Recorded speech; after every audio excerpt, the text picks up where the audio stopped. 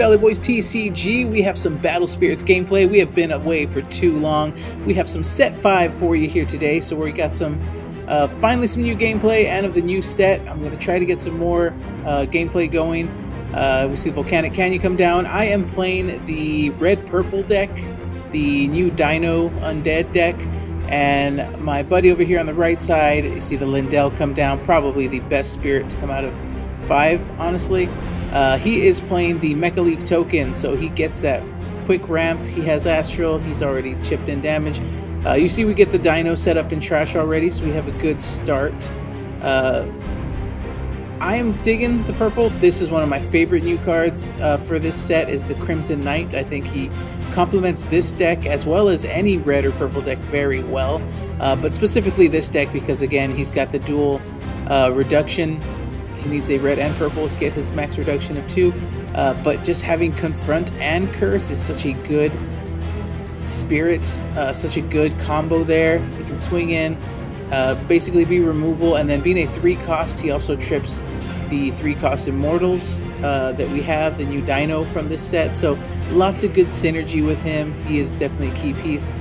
We see the Android come down over here, another good card for this green and white token deck, because even though it costs 1, it still has both symbol reductions. It is treated as white or green, that's why he's running that there. We see the Ant Sanctuary, the Ant Nexus come down, and he's just going in. He's gonna go in for very, very aggressive.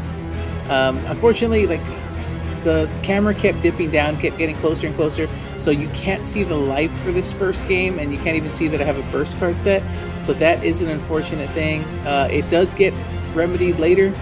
You see we hit the Ritual Fire to try to remove board, try to regain some traction here, because he did do some pretty big damage already this turn, so we just kind of got to move into a defensive mindset as best as possible. Rotting Swamp. Now, Rotting Swamp is a very interesting combo with the Dino, because when the Dino comes into play, it deletes something. It plays itself during your attack step, so it triggers Rotting Swamp.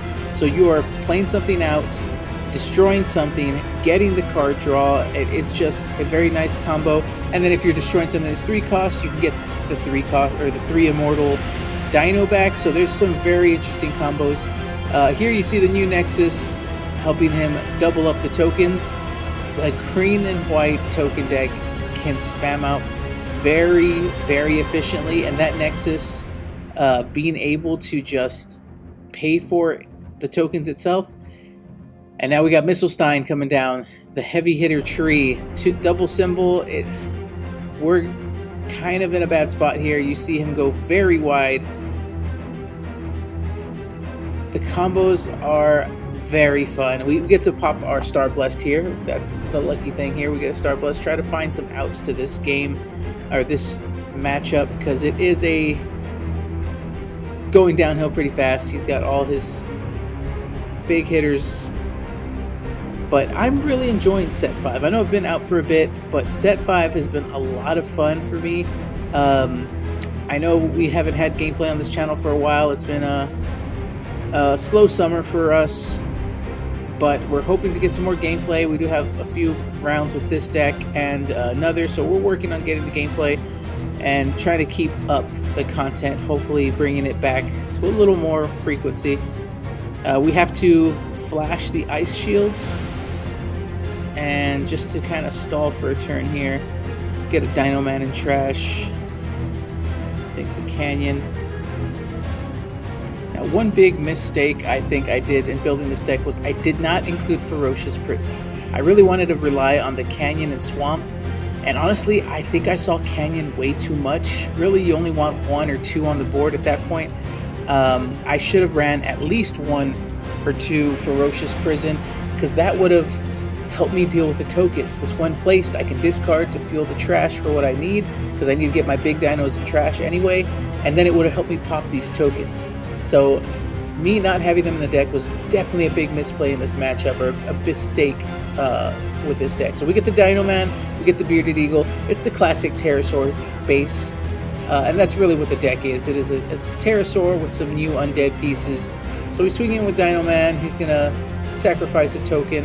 And here with our flash, we can Burning Force the rest of the tokens. So now we are trying to get ourselves back in line, but the Missile Stein is going to go ahead and bounce that back to hand.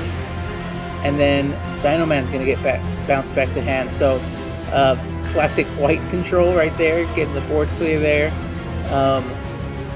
Honestly, I feel like Mecha Wing Duck would be a nice little tech in here.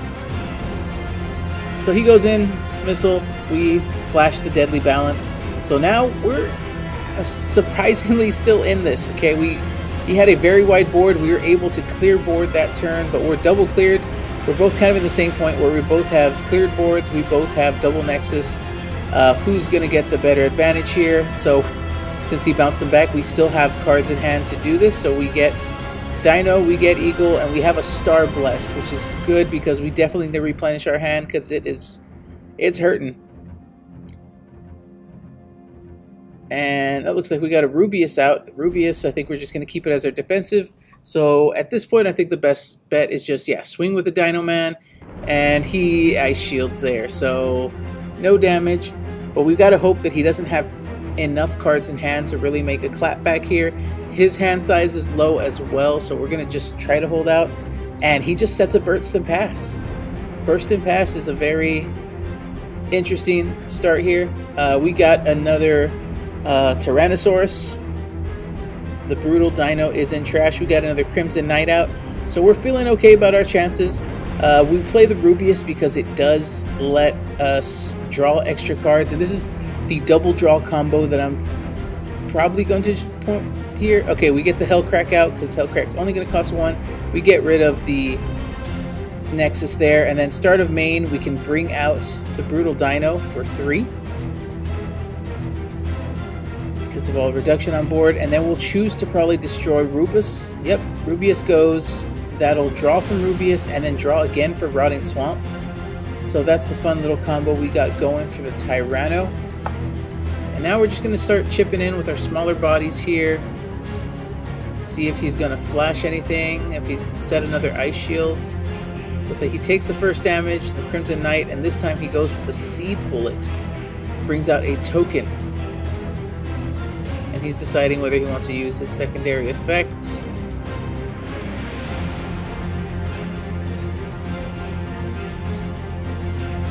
And I believe he opts out of that. So we're going to go ahead and go in with the Dino. Now he's got another flash window here if he wants to flash. And he flashes the Double Deadly. Getting rid of that token so that he can do some heavy damage to the board.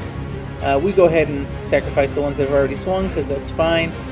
Now they're both 3 costs, so technically, yep, we can get Dentist out. The Dinosaur Knight Dentist, a Pterosaur Shadow, which does well for us. And then he flashes in the extra 4-in-1 state. So those Wily cards are still very good, very powerful. The Knight just gets exhausted immediately. And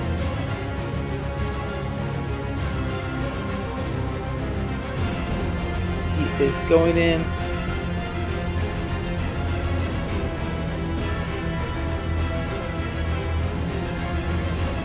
think I lost track of where we were here. I don't know if that was his turn or looks like he's refreshing here. Oh, he blocked. That's right. The Evo was bigger than the swinging Dino, so he was able to take it out there. All right. Now we know where we're at. Okay, so the hand size looks good. We have 4 in hand. He's got 1. He swings in with his 1. We get to Dream Bomb it. So cleared board there. And we get the double draw. We get the cycle. So now, again, look for Cycling Canyon because I think we see it too much in this game. From what I tell, yep, we have another Rubius. So we can get a couple spirits out. We get another Crimson Knight out. So we're just going to try to build board back up. That's the good thing about... Oh, we have set the Star Blessed. I feel like I would have wanted to use it there now that we're down to 2 cards in hand, but we know that some of his game plan is bouncing, so we're going to try to get around that. So start a turn, we're going to use the Brutal Dino effect again. bring him out at the start of our phase so that we can pop the Rubius and then draw 2. One for Rubius and one for Rotting Swamp, because it is the start of our attack phase, so something did die during our attack phase. So we're looking good again. We've replenished our hands, and now we're going in. Now, Brutal Dino, this is where it gets so good. At level 3, he's gonna exhaust something, and then he's gonna go for the block. We're at 11k, so we're still bigger than him, if I'm not mistaken. We'll use the Deadly Balance to prevent him from blocking, but he does Ice Shield, and then we do, at the end of combat, get to refresh ourselves. Now, the level 3 effect on Brutal Dino is also so good, because when it is blocked, it still takes damage from an opponent's life. So that was one thing he was not ready for in this match. So here we see Dragonaga come down. We decide if we're going to block with the Eagle and take the trade. Well, not the trade. Yeah, it would be a trade because he does have Curse. So it looks like we're taking the trade, but it also lets us play Dentist right back out for 3 cost.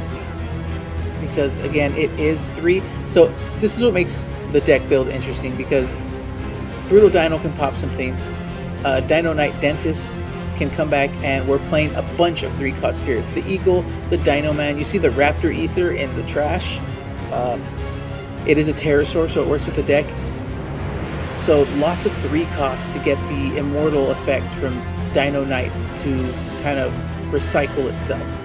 Raptor Ether is there because it's our only, basically our only piece in the deck to deal with Astral Spirits. And looks like we're getting another Brutal Knight, this time electing to pop the Dinosaur Knight, because Dentist does have one destroyed effect, so we can get some draw and some confront going. And then we do run Gigano Rex in the deck because it's just a classic. If we're running a Pterosaur focus theme, you got to keep Gigano Rex in there. He's just a classic.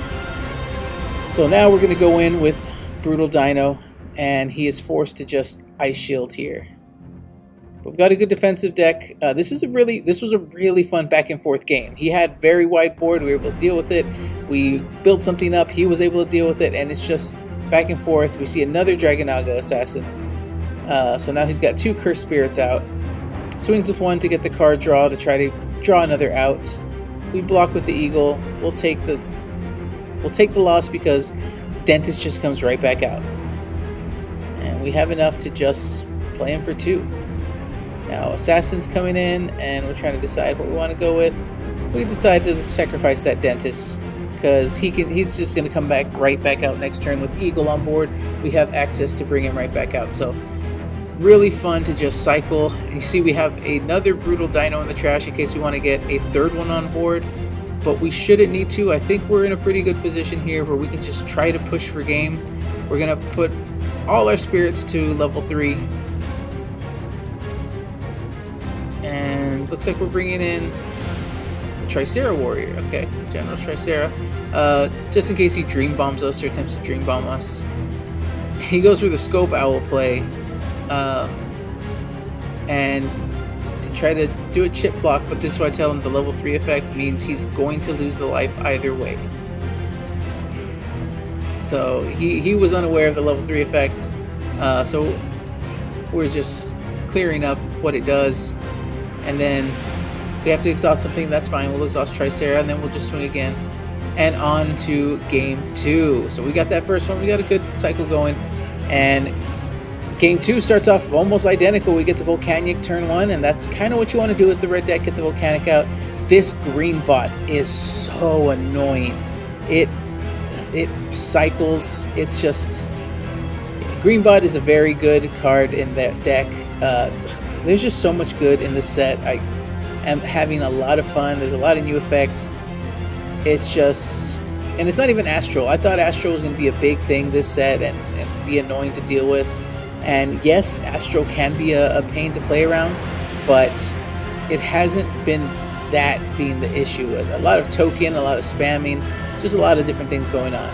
And he has almost a very similar play. He gets the Angar out, but he gets another green bot out. So yeah, this is gonna afford him to start spamming in a while. Meanwhile, we're just playing setup. We get the Volcanic Canyon out, we got the Rotting Swamp out. That's what we want early in the game to help set up our plays and get our reductions on board.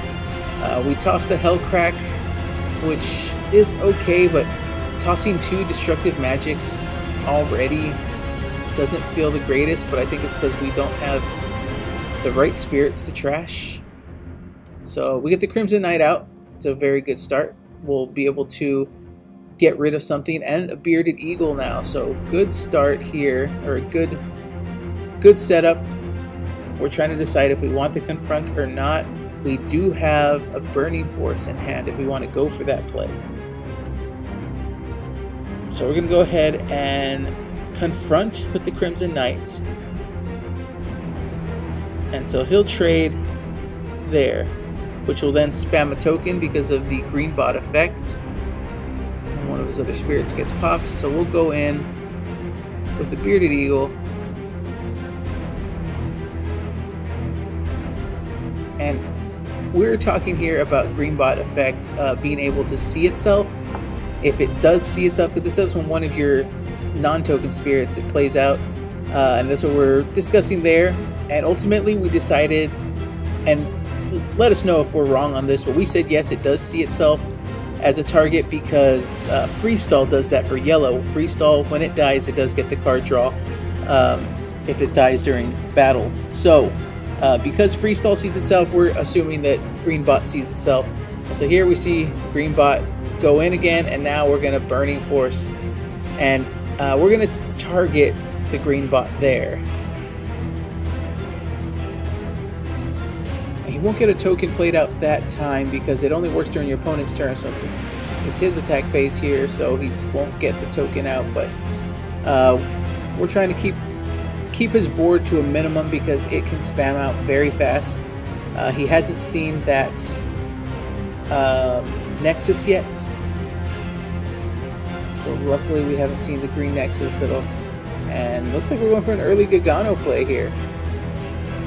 Not the worst. It'll boost everything on our side of the board if we need to be. I think we're keeping cores on it just in case he has any sort of core removal. So we'll go in with our big Gagano here. You can see his hand there. He does have a Deadly Balance if he wants to go for it, but no, he's going for the Scope Owl play. So Scope Owl will chip block, and we'll have to exhaust something else. We'll go for the Knight because we want our big Eagle ready to block. 5k blocker is always good. Eagle in general is just too good. He's just a very, very strong card for red, and probably just a universal play unless you're playing Star Dragon. Star Dragon is probably the only thing that you wouldn't play. And here's Greenbot back again, another Greenbot. But luckily Greenbot's effect only plays out if it's your opponent's turn and it's a non-token spirit that dies. So he can feel free to go in with his token here if he wants. And yep, there's the Research Lab. Research Lab is down, so he'll get another token out. But he elects not to. Oh, he plays one out, but he doesn't have a core to put on it, so he would just take it off the other token. So in the end, he would have ended up with only one token anyway, so he just left it as is. Didn't have enough cores for the second. So good spot here.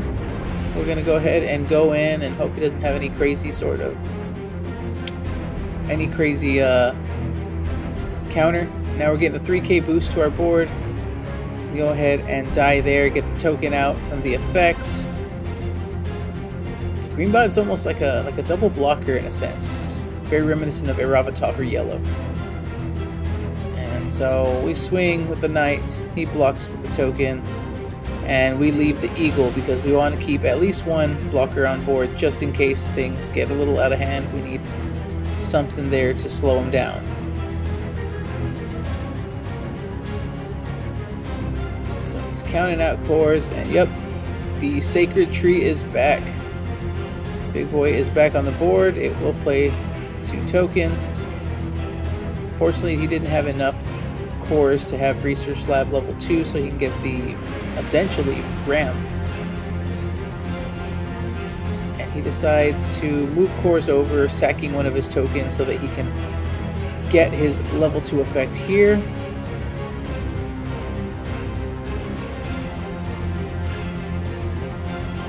And he's going to go ahead and go in. It's at level 2, 4 cores, it is a big body, about 13k if I'm not mistaken.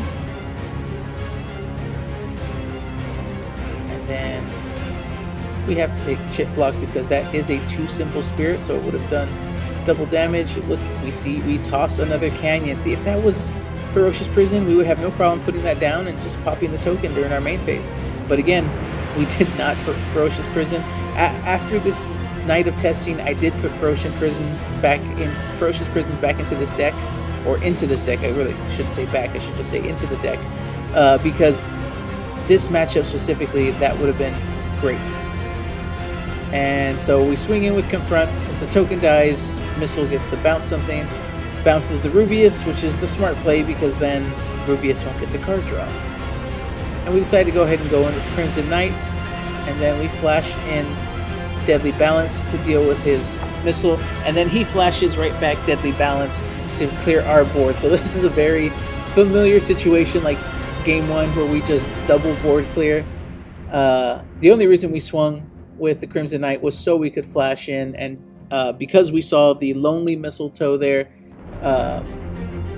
or the Lonely Tree, the Groot, if you will, we had to deal with Groot right away, so we flashed, but we left our board with one, which left him able to just flash back. So the double Deadly Balance is a fun little back and forth. So now we got Rubius on board, we got Dino Man on board. We don't have anywhere else that we care to put our core, so we just core them up. We swing in with Dino Man, we force him to deal with it, and we see Ant Shadow come in. Another flash spirit, so he plays a lot of tokens and then copies a lot of tokens, and yeah, he set up the Research Lab for this situation, seeing the Ant Shadow and then a Seed Bullet to get another token. So now we're kind of in a scary situation where he went from 0 board to full board of 5 in a turn, just off of one Swift play. And so we decide we have to pass turn there and just leave our Rubius as a blocker. It is not looking good now. He definitely has lethal on board. And then we see the Dragonaga Assassin come down, so he'll get some card draw here too. So yeah, the quick turnaround from us thinking we had the board clear, and that's what just makes Battle Spirit so fun, because situations like that where it can just, the game swings are just crazy. So we decide to not block and instead trigger our Ice Shield. And unfortunately from the angle I can't see what both players' life are at, but I think we're both pretty low. So we get the Dino Man Eagle combo going, so we've got a couple spirits coming on board. We have to deal with them, and we're trying to decide whether we want to go full on offense to force him to block, or he does not have a burst set. So there's a good chance there's no Ice Shield on his side. We also don't have any more cards in hand. So he lets Rubius go unchecked, which we were really hoping he would block so that we could get that card draw. So that might be a misplay on our part. We probably should have swung with something smaller, or one of the other spirits, so that we could at least guarantee Rubius dies to a block. Rubius staying on board like that is not the best situation. Now he has a burst set. He's going to go in, Dragonaga, and we do have an Ice Shield. We did have an Ice Shield, so we do get to save ourselves one more turn to try to draw into something. And it does not look like we did. We have another Rubius. So another Rubius on board. We can just try to go in with the Rubius. At this point, it's 4 on 4. I'm out of cards, so I really need the Rubius to die so that way we can get some card draw. And wouldn't you know it, he has the Eva there to exhaust one of our Rubius. And yeah, this is this board stay right here is pretty much going to lock it down. On top of the ice shield, I don't think I have enough blocks. Well, I know I don't have enough blocks, but I don't believe I have anything set either. See another Lindell come out. Arguably the best X of the set, just because of the low cost, the ramping, and astral. It's just too good. And so we block with Rubius to get a card draw, and then we scoop there. We only have one card draw. We needed to draw it out. So game 3, we finally realized the camera was tipping, so now we'll be able to see the full board here. Turn 1, we just dropped the Dino Man, so we have big blocker turn 1, and he gets green bot turn 1, which is not who we want to see. As you saw in the last game, green bot can be very, very annoying. So Rotting Swamp, we set up with the Rotting Swamp, and then we go ahead and go with the Dino Man, force him to choose. We get a little chip damage. And he gets the Lindell out, more core ramping. And I would say this is probably where he's gonna, get the research lab down. So the Sacred Woods research lab is down, and he is setting up probably a little bit better than we are. This match was a lot of fun. Our first tournament with set 5, and just so much new stuff. These games were so back and forth. I am fully enjoying set 5. We got Dinosaur Knight coming down already. I think it looks like we're probably trying to just set up the Knight, have an extra blocker in case we need to. We can swing in if we want to. I think we were going to swing with Dino Man, then we realized, well, if the Knight dies, we still have Immortal, we can bring him back later. So he sacrifices Lindell, gets a token out because it's green bot. Of course he gets a token out. And we see Jiraiya come down. I like a lot of we have a lot of Naruto references in this set too. So that's fun, seeing Jiraiya. See, Immortal wouldn't matter here because we don't have the cores to pay for it either way. But we do have a very big blocker in Dino Man. That's why he's also been around forever. I think Red was a little overtuned set 1. Dino Man and the Bearded Eagle seem to stick around even far past set. We're set 5 and they're still very big. And now we see Priestess Azuma come down.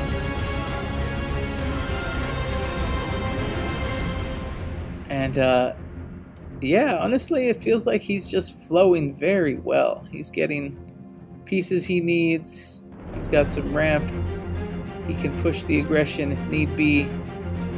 And we're in the situation where we're trying to decide, do we chip block or not? And he just swings the token and that's it. And we're looking for plays.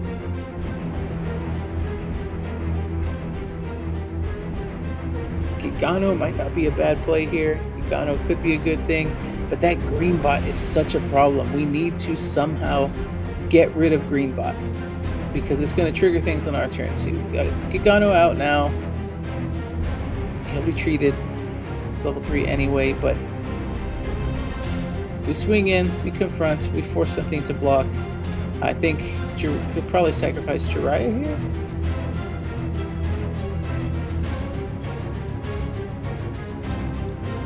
Oh, the Priestess gets sacrificed. Okay. Check flashes. And he gets a token. Honestly, Floodstream and Raging Tide aren't a bad idea in this set just because the tokens can get pretty crazy. Definitely need to keep it in the sideboard. And now we see Mistelstein. The Sacred Tree is back. Groot is back on the board. And Groot is bringing 2 more tokens. And yeah, it's not looking good. He's got very wide board, but since it is a when summoned effects, we get to get our Star Blessed draw, hopefully draw into an answer here. And he sacks one of those tokens to go ahead and get his level up on the Groot there. Just keep calling it Groot. Sacred Tree, Mistelstein,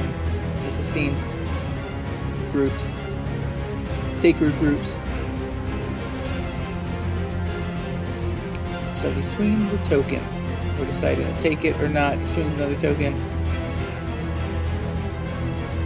how much damage can we afford to take?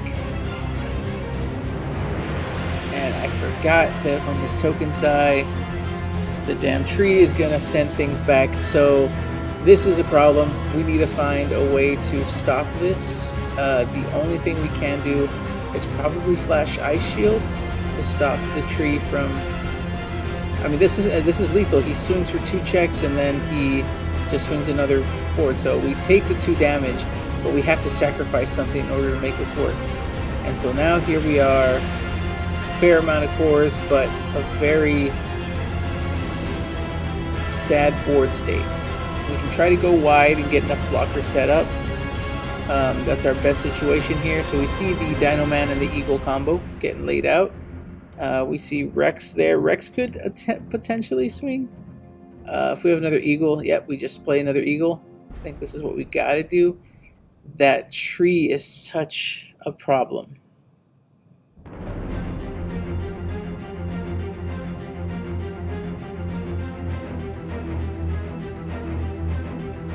Honestly, tree and the bot. Here we can force a block, but that just... sacrificing the dry here is just going to give him another token.